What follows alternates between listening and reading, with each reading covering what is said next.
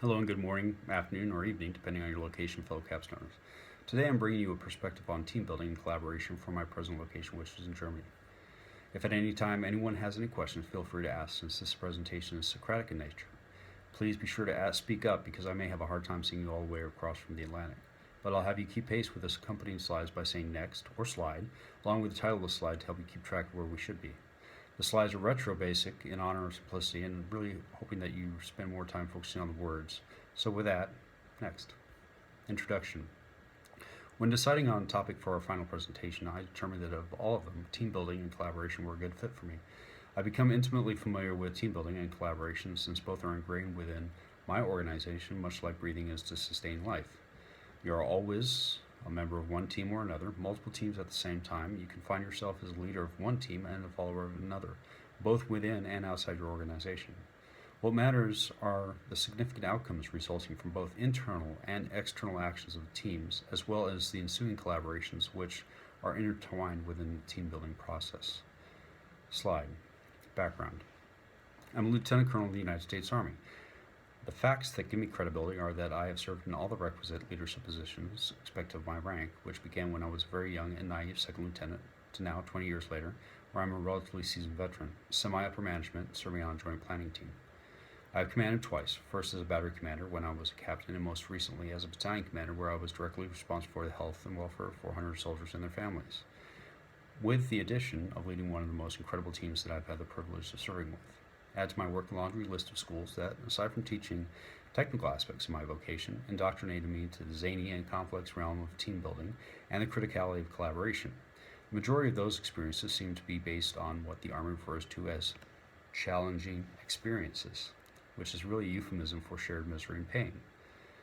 These experiences hammered home the importance of collaborating teamwork to build effective and efficient teams and pass courses or survive combat. The most brutal school was Ranger School, one of the military's premier leadership courses that teaches disparate and desperate individuals, well, not so much desperate because they were really desperate to graduate, to come together and lead and follow when tired, if they work 18 to 24 hours a day, hungry, 1 or 2 meals a day, and miserable, resulting from being both tired and hungry over a 2-month period.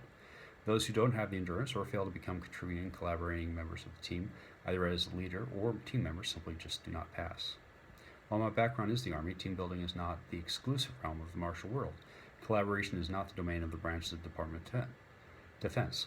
Teams are endemic throughout all organizations, and collaboration is the best way to graduate or collectively get ahead. Slide.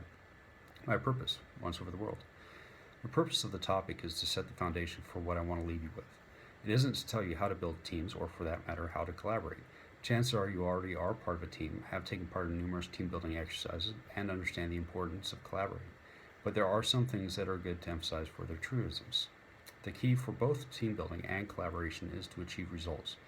How to get there requires A. Understanding the goals of the team, B. Understanding the diverse and different viewpoints, C. Building internal and external consensus to solve problems.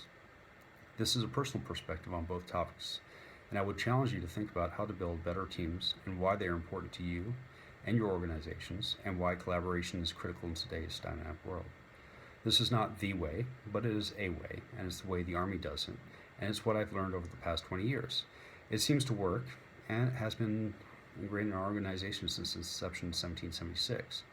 I would also wager that your organizations do something similar, although maybe they aren't as quite as old. Slide.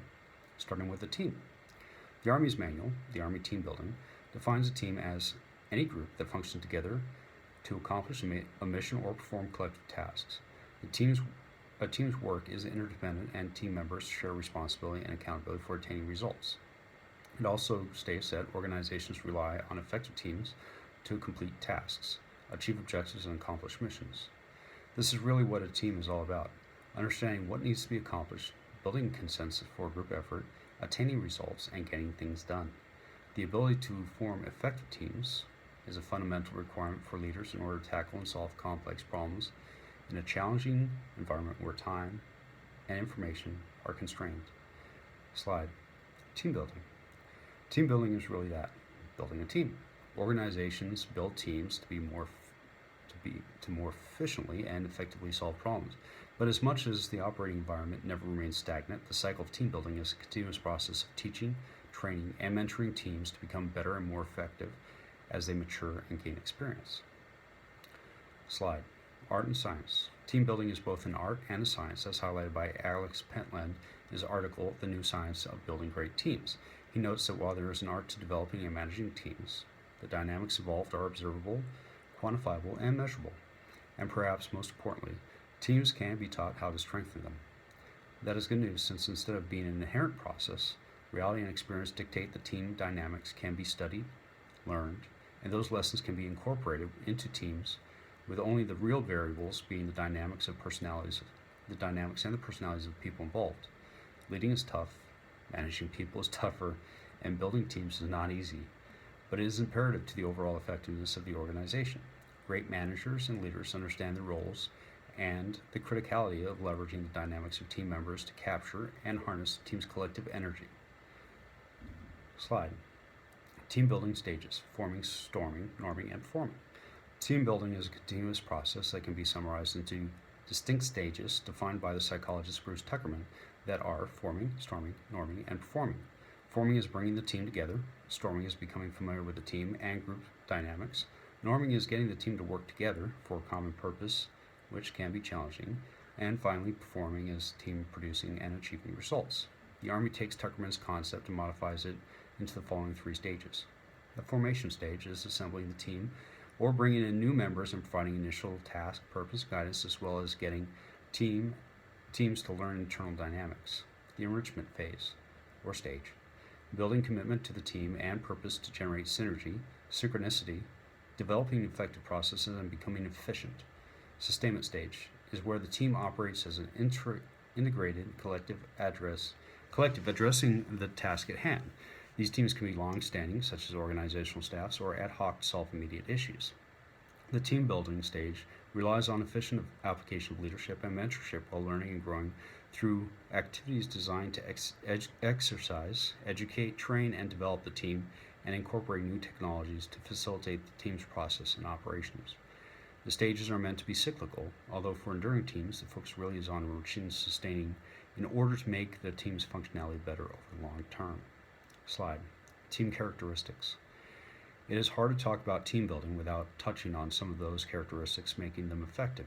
This is by no means an inclusive list, but does highlight some of the components that are pertinent to all teams, to include those incorporating external participants who provide pertinent and unique perspectives to your team and who should be embraced into the fold.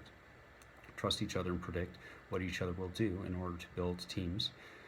And remember, they are organizational micro-community that has an impact on the organization. Work together to accomplish the mission. Build a positive and focused climate where individuals feel that they are trusted and can contribute, from the rookie who has a new way of looking at something to the sage voice of experience from the most senior member. Diverse teams tend to be more creative teams. So be inclusive, vice exclusive. Execute tasks thoroughly and quickly. There is never enough time, or space, or energy, or resources. So get used to it. Meet and exceed the standards. Why settle for the bare minimum? Knock it out of the park and reap the rewards. Adapt to demanding challenges. As the environment changes, so will the requirements. Agile teams embrace trials and seek opportunities to come up with creative solutions. Learn from experiences and develop pride in accomplishment.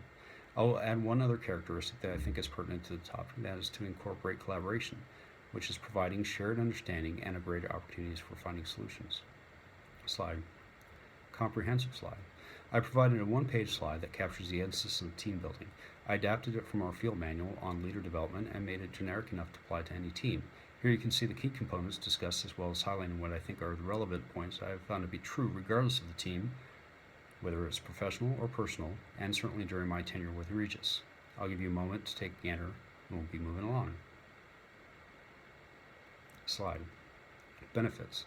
So now we have the essence of team building. You might ask, so what? Why is a team and team building so important? Of course, if you had a positive or even a negative experience with a team, either as a leader or member, you're probably aware that the benefits of a good team or the pitfalls of poorly organized ones. However, the team experience is not the end state, but rather a mechanism for a collaborative tool to get to the problem solving and making the organizations and stakeholders satisfied. Here are a few benefits identified by our doctrine. I'm sure you can think of dozens more. Enhancing the performance of the organization, improve the skills of the individual team members. This is definitely an opportunity to develop future organizational leaders, building important relationships with other organizations and partners, increase mutual trust among all team members and with other teams, augment collaboration between team members and team members of other teams and organizations, develop adaptable teams to function effectively in uncertain environments, help teams develop shared vision, trust, competence, and confidence. There's no flash of brilliance here, but I want to highlight that the team that leverages the expertise of both internal and external resources will tend to have better situational awareness, and teams looking for unique solutions and willing to talk to outside agencies tend to build relationships that have long-term benefits. Shared knowledge is indeed power. Slide. Challenges. There are a ton of risks and challenges related to team operations. Certainly principal amongst them are the teams that fail to gel, or personnel issues and personalities get into the way of progress.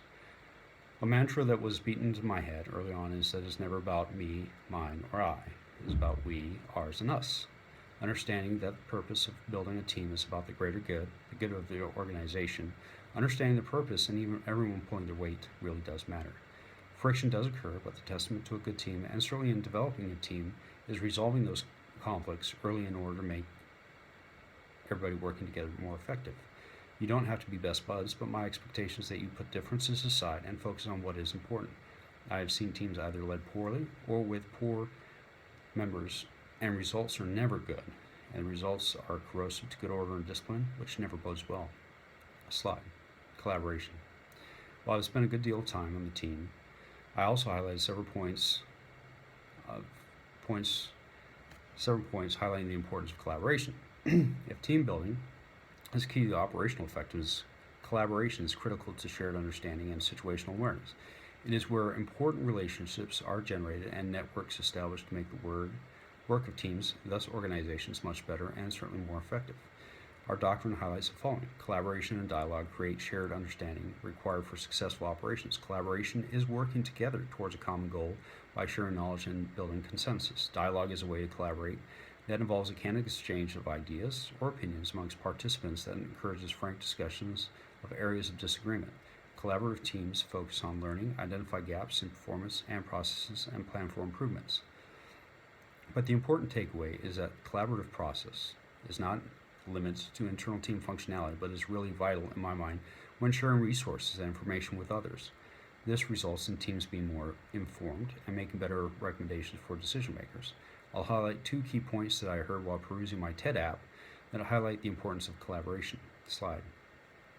Howard Rheingold, in his discussion about the power of collaboration, notes that cooperation, collective action, and complex interdependencies play an increasingly important role in comparison to the traditional sense of competition.